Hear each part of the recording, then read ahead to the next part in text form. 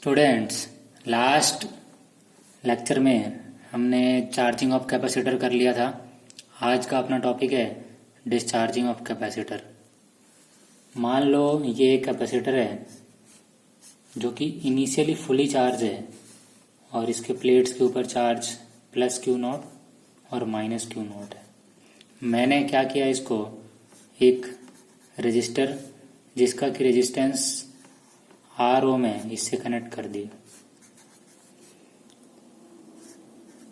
जैसे ही मैं इस स्विच को क्लोज करूंगा तो ये कैपेसिटर डिस्चार्ज होना स्टार्ट होगा और सर्किट में करंट एस्टेब्लिश हो जाएगी।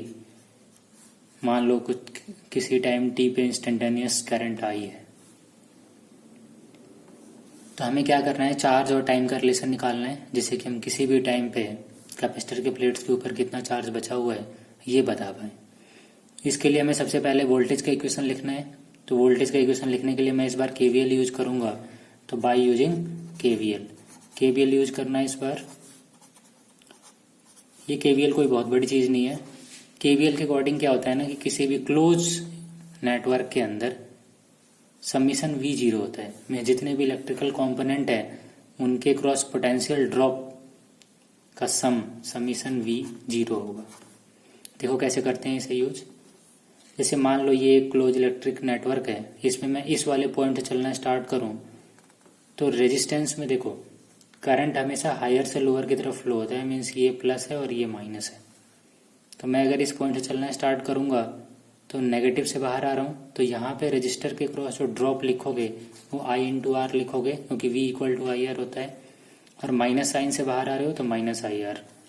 फिर आगे चलो तो एक इलेक्ट्रिकल कंपोनेंट आपको मिला कैपेसिटर, और यहाँ पे जो वोल्टेज ड्रॉप लिखोगे वो लिखोगे कितना, Q अपॉन C।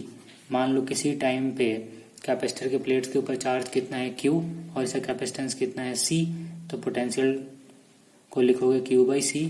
चूंकि इस बार आप प्लस वाले प्लेट से बाहर आ रहे हो तो प्लस Q बाई C। फिर यहीं आ गए, क्लोज नेटवर्क कंप्लीट हुआ तो इक्वल टू जीरो। यहाँ पे एक इम्पॉर्टेंट फैक्ट याद रखना है कि इस बार जो करंट है उसको आप लिखोगे minus D Q by D T, क्योंकि ये चार्ज Q डिक्रीजिंग है। तो I की value minus D Q by D T यहाँ पुट कर लोगे तो ये हो जाएगा D Q by D T into R equal to इस Q बाई C को राइट हैंड साइड कैरी कर लो तो माइनस Q ओवर C। क्या करो, वेरिएबल सेपरेट कर लो, Q वाले टर्म एक साथ, तो 1 upon Q D Q equal to minus 1 upon R into C. इस डी टी को राइट हैंड साइड ले जाओ। इसको हम क्या करते हैं, इंटीग्रेट कर लेते हैं with proper limit. Time t equal to zero पे देखो कैपेसिटर फुली चार्ज है तो Q not.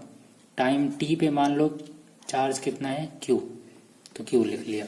Time t equal to zero पे तो चार्ज कितना Q नॉट फुल्ली चार्ज, और टाइम t पे मान लो कैपेसिटर के प्लेट्स पे कितना चार्ज है Q, तो Q लिख लिया। आपको पता है कि ये Q वेरिएबल है तो इसको इंटीग्रेशन से अंदर ही लेना पड़ेगा। तो 1 अपॉन Q डी क्यू कर लेना, इसको इंटीग्रेशन के अंदर ले लेता हूँ मैं इसे। तो 1 upon Q D Q Q nought से लेकर के Q तक equal to minus 1 by R C D T, zero से लेकर के टी तक। चार्ज वेरिएबल है, ध्यान रखना, इसको इंटीग्रेशन से बाहर नहीं लेना है। 1 अपॉन एक्स का इंटीग्रेशन आपको पता है log x होता है, तो इसको आप लिख देना log ln i है, बेस यहाँ पे e है। तो 1 अपॉन एक्स का इंटीग्रेशन log x लिख दो, लिमिट लगा दो Q नॉट से लेकर के Q तक equal to minus 1 upon R C 1 D T T हो जाएगा। लिमिट पुट कर लोगे तो t माइनस जीरो टी बचेगा।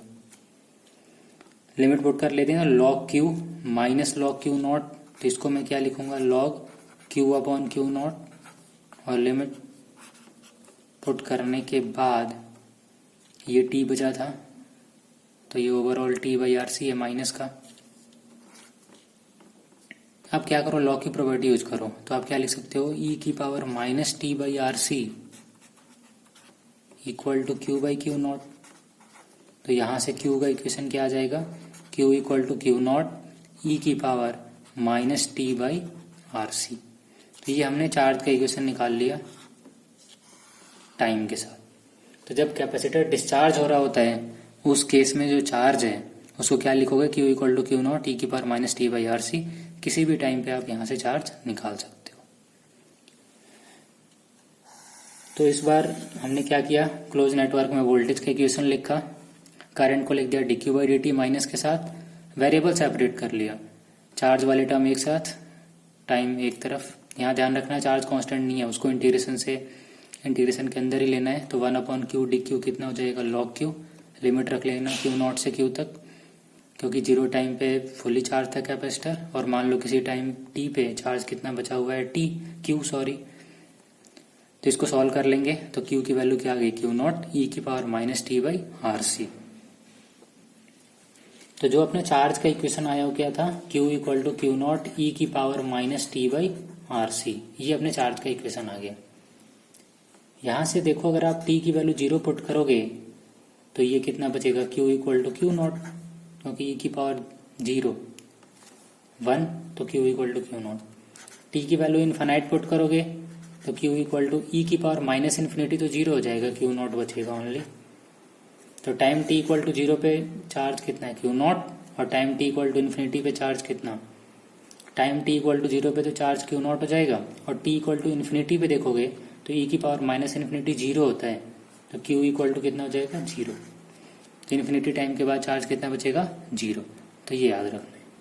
अगर आप इसमें t की वैल्यू RC पुट करोगे तो q इक्वल टू कितना बचेगा, Q0 e की power minus RC upon RC, तो -1, that means Q0 upon e, और e की वैल्यू आपको पता है 2.71 होता है, तो 1/2.71 सॉल्व करोगे तो ये अप्रॉक्स 0.37 आएगा। वैसे एग्जैक्ट तो 0.368 होता है, बट इसको आप 0.37 ले लो, no problem.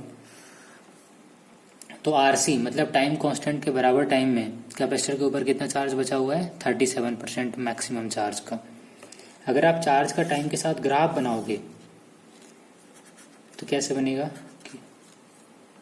Initially time t equal to 0 पे फुली चार्ज है कैपेसिटर, Q0 चार्ज है, चार्ज का टाइम के साथ ग्राफ बनाना है। तो टाइम t इक्वल टू 0 पे Q0 चार्ज है, उसके बाद एक्सपोनेंशियली डिस्चार्ज हो जाएगा ये।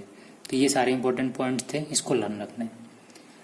यहाँ पे एक इम्पोर्टेंट चीज और ये है कि अगर आपसे कभी बोला जाए डिस्चार्ज निकालने को, या किसी न्यूमेरिकल में ये बोला जाता है रिमेनिंग चार्ज कितना बचा हुआ है, तो ऐसे केस में हमें क्या करना चाहिए कि इंपॉर्टेंट फैक्ट आपको याद रखना है कि जो डिस्चार्ज होगा, डिस्चार्ज हो क्या लिखोगे,